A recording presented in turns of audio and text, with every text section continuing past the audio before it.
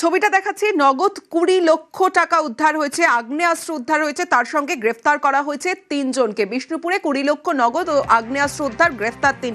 কারা এই 3 জন, কি উদ্দেশ্যে আগ্নেয়াস্ত্র এবং এত টাকা তাদের কাছে ছিল, জানাবে আমার সঙ্গে অর্পণ মণ্ডল রয়েছে।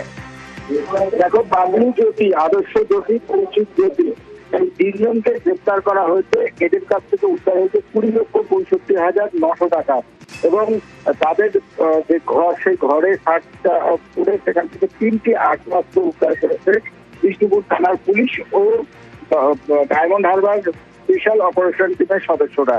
গতকাল সন্ধ্যায় তাদের কাছে একটি খবর আসে যে বাগলাহাট এলাকায় সেখানে একটি অনলাইনে প্রতারণার ফাঁদ পর্দা চলছে এবং সেই অনলাইনের সূত্র ধরেই তারা এই বাগলাহাট এলাকায় যান এবং সেখান থেকে এই চক গ্রামে একটি বাড়িতে তারা তল্লাশি শুরু করেন এবং সেখান থেকেই এই বিপুল পরিমাণে টাকা, আগ্নেয়াস্ত্র ও হাতে নাতে 3 জনকে ধরে ফেলে। যেটা পুলিশ সূত্র থেকে জানতে পারা গিয়েছে, এই 3 জনই অনলাইনে বিভিন্ন সময়ে প্রতারণা করেন এবং প্রতারণার ফাঁদ কত দূর পর্যন্ত পাতেন তার সমস্ত বিষয় খতিয়ে দেখা হচ্ছে পুলিশের তরফে। বেশ অর্পণ।